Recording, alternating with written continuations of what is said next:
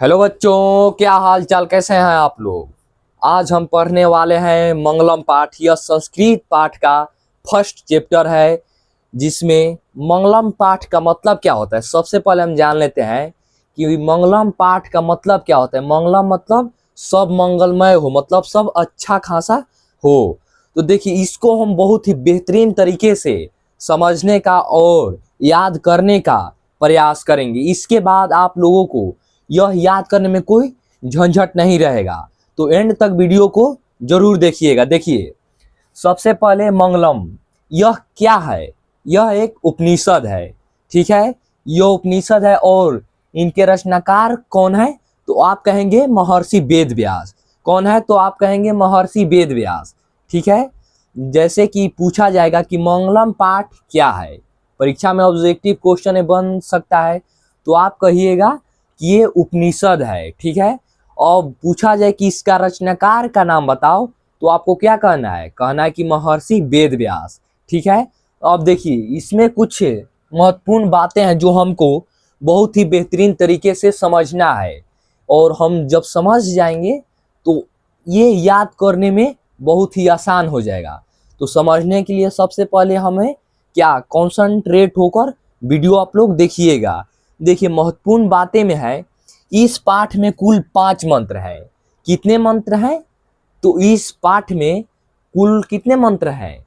देखिए, परीक्षा में हमारे पूछा जा सकता है या पूछा जाता भी है कि पूछेगा कि इस पाठ में, मतलब कि मंगलम पाठ में कुल कितने मंत्र हैं, तो आपको कहना है कि इसमें 5 मंत्र हैं, ठीक है।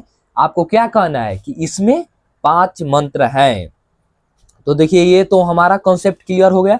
और देखिए, सेकंड है जो ईशावास्य, कठ, मुंडक और श्वेतास्त्र उपनिषद से संकलित है। यह पाठ किससे संकलित है, तो यह पाठ हम कहेंगे कि ईशावास्य, कठ, मुंडक और श्वेतास्त्र उपनिषद से संकलित है, ठीक है।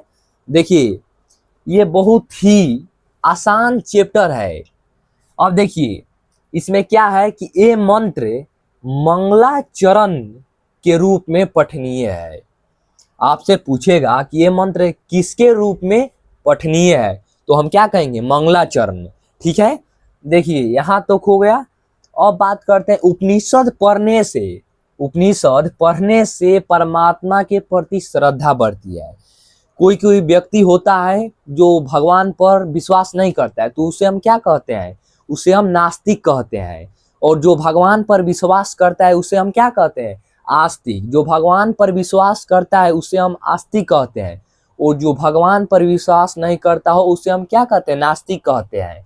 तो ये जो हमारा पाठ है, अगर ये हम पढ़ते हैं तो इसमें हम लोगों को भगवान के प्रति प्रेम का भावना और परमात्मा से जुड़ने का आभास प्रतीत होता है। तो इसी पर ये महर्षि वेद व्यास ने यह उपनिषद को लिखा था, मंगलम पाठ। यह पाठ से साफ साफ जाहिर होता है। तो देखिए, ये क्या कर रहा है, उपनिषद पढ़ने से परमात्मा के प्रति श्रद्धा बढ़ती है। देखिए, यहाँ पर आ गया ना कि उपनिषद पढ़ने से परमात्मा के प्रति श्रद्धा बढ़ती है। अब देखिए, यहाँ पर कुछ महत्वपूर्ण बातें और हैं। उपनिषद पढ़ने से आध्यात्मिक ज्ञान पाने की इच्छा बढ़ती है। ये क्या कह रहा है कि उपनिषद पढ़ने से आध्यात्मिक ज्ञान पाने की इच्छा बढ़ती है। अब मान लीजिए कोई आपसे पूछेगा कि उपनिषद पढ़ने से कैसी इच्छा बढ़ती है, तो आप कहिएगा कि आध्यात्मिक ज्ञान पाने की इच्छा बढ़ती है। तो देखिए, यहाँ तक तो कॉन्सेप्ट मैं क्लियर कर देता हूँ।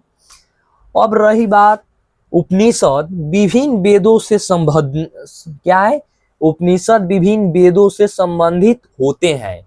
उपनिषद किन किन से संबंधित होता है, तो वेदों से संबंधित होता है। आपसे कोई पूछेगा कि उपनिषद किससे संबंधित होता है, तो आपको क्या कहना है, उपनिषद, आप कहिएगा उपनिषद वेदों से संबंधित होता है, ठीक है। अब देखिए, नेक्स्ट है उपनिषद वैदिक साहित्य। क्या है, उपनिषद वैदिक साहित्य के अंतिम भाग में दर्शन शास्त्र के सिद्धांतों को प्रकट करते हैं। उपनिषद वैदिक साहित्य के अंतिम भाग में दर्शन शास्त्र के सिद्धांतों को प्रकट करते हैं। क्या है? उपनिषद वैदिक साहित्य के अंतिम भाग में दर्शन शास्त्र के सिद्धांतों को क्या करते हैं? प्रकट करते हैं। यहां तक आप लोगों को समझ में आ रहा है तो बताइएगा। अब नेक्स्ट है, क्या करें? सर्वत्र परम पुरुष परमात्मा की महिमा का गुणगान गाई जाती है। क्या करें? सर्वत्र परम पुरुष परमात्मा की महिमा का गुणगान गाई जाती है। यहां तक क्लियर है? इसके आगे मैं आप लोगों को नेक्स्ट पार्ट में इससे भी आगे पाठ को बहुत ही अच्छे तरीके से और बेहतरीन तरीके से समझाऊंगा। और इस पर चैनल पर आप नए हैं तो चैनल को जरूर सब्सक्राइब जरूर कर लीजिएगा और कमेंट में बताइएगा कि आपको ये वीडियो कैसा लगा और लाइक जरूर कर दीजिएगा। मिलते हैं तब तक नेक्स्ट वीडियो में। जय हिंद।